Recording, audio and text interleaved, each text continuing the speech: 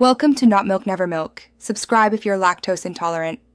You start by signing into your Xbox or Microsoft account and confirming your online subscription. This gives you multiplayer access. Once signed in, launch Forza Horizon 5 and allow any queued updates to install so matchmaking works.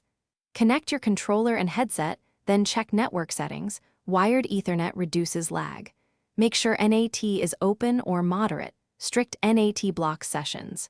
If you see offline status, toggle Wi-Fi off and back on, or switch to a wired connection before proceeding to matchmaking. Once done, open the social menu and select Play Online to join Horizon Open or choose Invite only if you want controlled players. You can host by creating a session and sending invites to friends or club members. Hosting gives you lobby options.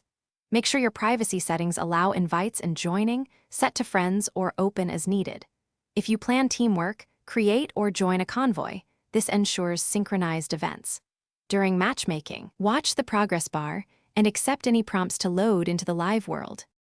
To finish, confirm you appear online to friends, and that voice chat is enabled in both Xbox and Forza settings so you can communicate. Once in the live world, join an event or convoy to validate connectivity. If problems persist, reboot your router, enable UPnP, or forward Xbox/PC ports to resolve strict NAT issues. This often fixes matchmaking failures. If nothing changes, clear the game cache or reinstall Forza as a last resort. One tip: test with another network or hotspot to isolate ISP issues. Thanks for watching. If this was helpful, leave a like and consider subscribing. See you next time.